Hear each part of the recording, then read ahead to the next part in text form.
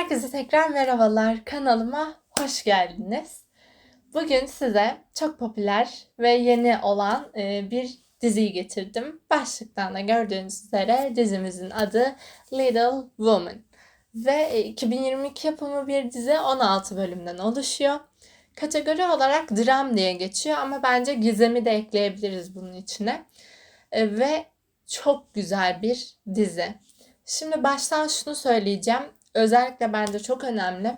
The Lies Within adlı bir diziyi tanıtmıştım. Ve o da bence tam böyle hak ettiği ilgiyi görmedi.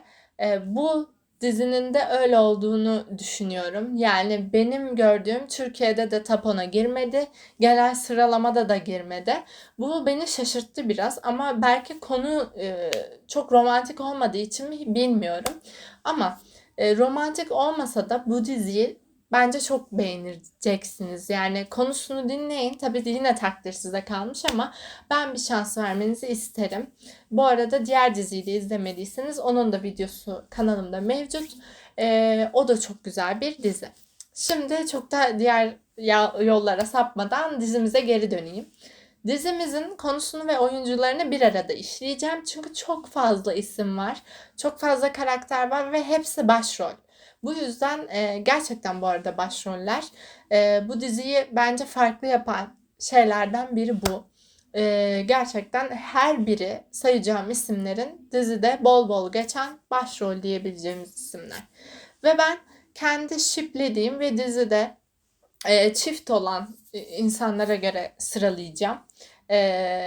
O yüzden hani ikili gruplar halinde sayacağım. 2 tane de çocuk karakterimiz var. Yani daha doğrusu çocuk demeyelim ama hani dizimizin içinde bu 3 tane kız kardeş var. Bununla başlayayım. Bu 3 kardeşin en küçüğüyle bir tane de karı koca çiftimiz var.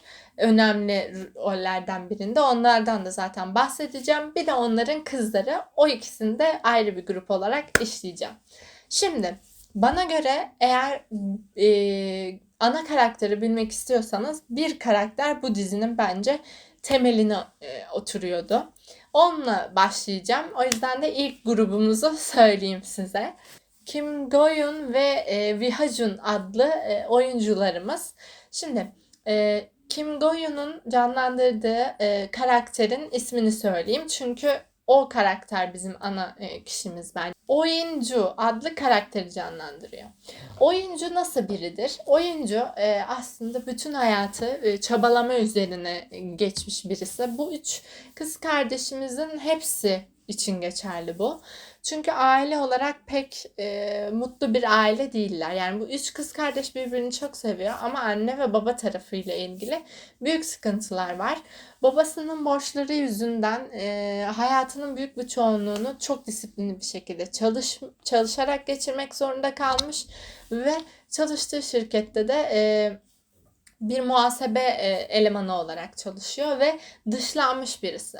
Çünkü hem ailesinin toplumsal statüsü hem de kendisinin daha önce boşanmış olması ve dediğim gibi yani maddi konularla beraber şirkette pek de umursanmayan bir karakter olarak görüyoruz. Peki nasıl ana merkeze bu karakter oturuyor?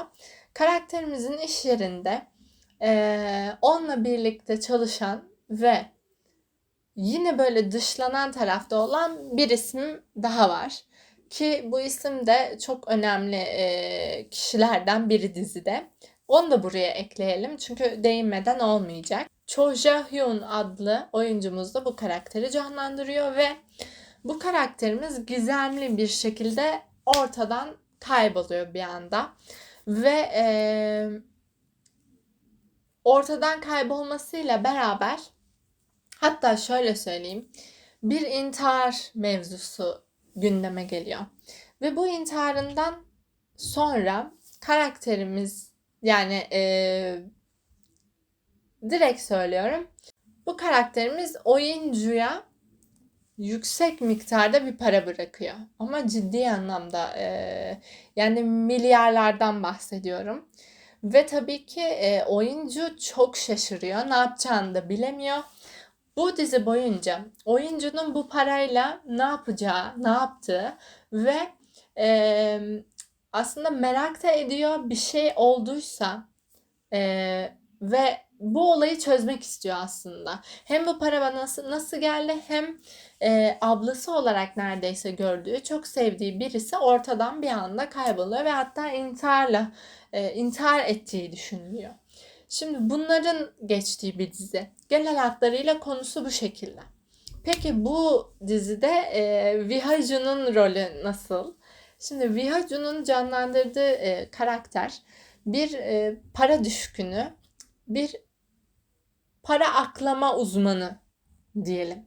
Ve yolları nasıl kesişiyor diziye kalsın, orada izleyin. Ama bu iki karakterimizin yolları kesişiyor ve çok tempolu bir dizi o meydana geliyor. Şimdi diğer ana karakterlerimize geçiyorum hemen. Bu üç kardeşten bir diğeri ise benim daha önce dizisini de tanıttığım bir isim. Nam Ji-hyun. Nam Ji-hyun gazeteci bir isim ve bu anlamda çok tutkulu. O da bir şekilde, bu arada dizimizin içinde bir örgüt var. Bu örgütle bağlantılı bir takım şeyler var ve bu, yani iki konu nasıl birleşiyor emin olun çok zevkle izleyeceksiniz.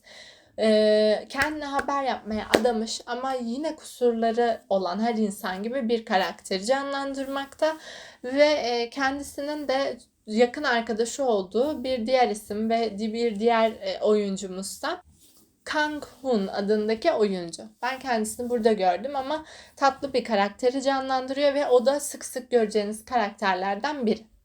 Şimdi gelelim dizimizin diğer önemli kişilerine. Bitmiyordu diye düşünüyor olabilirsiniz ama emin olun az kaldı. Bu çiftimiz dizide yani evli bir çifti canlandırıyorlar ve çok başarılılar. Karakterleri çok ilginç çünkü ve emin olun yani nasıl diyeyim, bu dizi dram, gizem ve böyle ara ara içten içe sizi böyle şey yapıyor. Nasıl diyeyim? Geriyor da. Bu beni geren bir çiftti dizi boyunca. Şimdi hemen onlara geçiyorum. İsimlerini veriyorum. Ji-won ve Ki-jun adlı oyuncularımız bu çifte canlandırıyor. Ve hemen dediğim ve son ikiliyi bahsetmek istiyorum.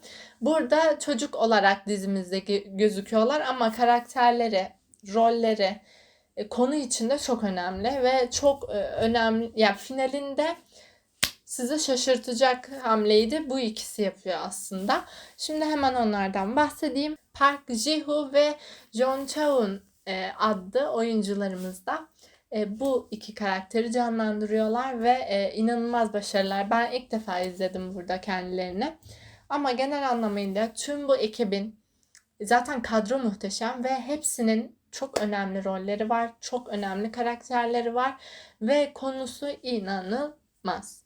Zaten merak etmişsinizdir diye umuyorum. Çünkü bir anda o kadar paranız olsa ne yapardınız diye de insan bir düşünmüyor değil. Ben biraz bunu da düşündüm diziyi izlerken. Şimdi gelelim klibine ve ardından da yorumlarda görüşürüz.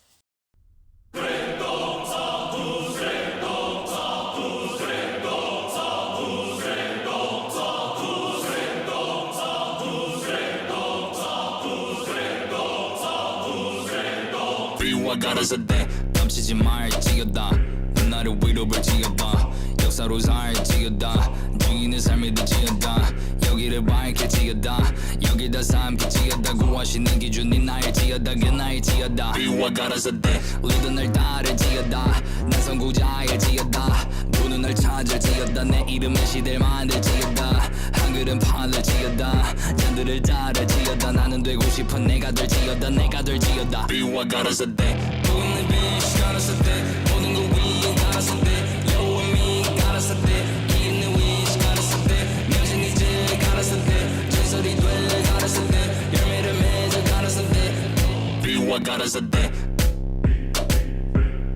비와 가라서 돼 비와 가라서 돼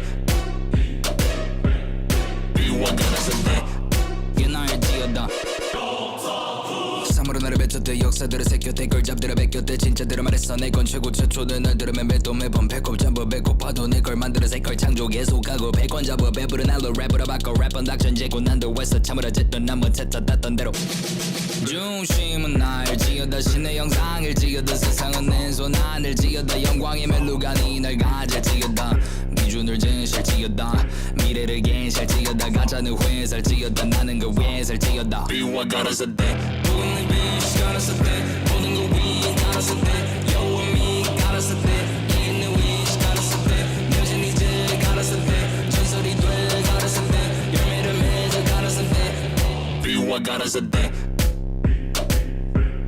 비와 가라서 돼 비와 가라서 돼 비와 가라서 돼 날 지어다 비와 가라서 돼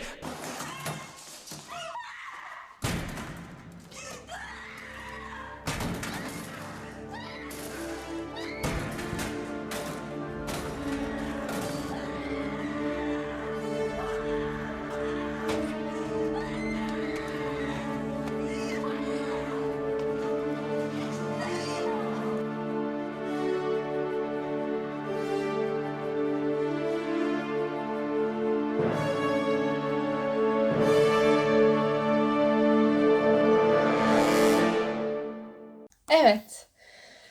Yorumlara geldiğimizde umarım klibi sevmişsinizdir ve umarım bu diziye bir şans verirsiniz. Ben diziyle ilgili çok büyük bir eleştiri yapmayacağım.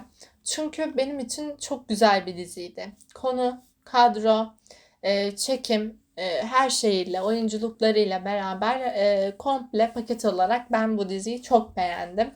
Dediğim gibi umarım hak ettiği yeri de bulur. Çok izlendiğini biliyorum. Sadece daha böyle daha gündemde olmasını beklerdim. Oyuncularımız harikaydı. Benim tek üzüldüğüm şey aslında şu oldu.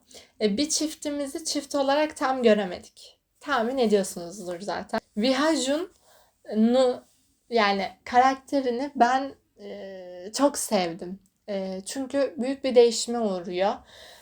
O kadar para onun hayatında önemliyken sevgisi için geri dönmesi ve bu kadar çaba sarf etmesi ve biliyorsunuz finalinde aldığı yani o parayı bu şekilde dağıtma fikri ve kızlarla konuşması vesaire yani aslında yine bir şekilde onun sayesinde oldu.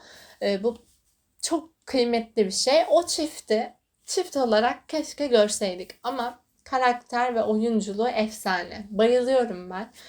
Daha önce filmini de zaten önermiştim. O filmde de harikaydı. Burada da harikaydı.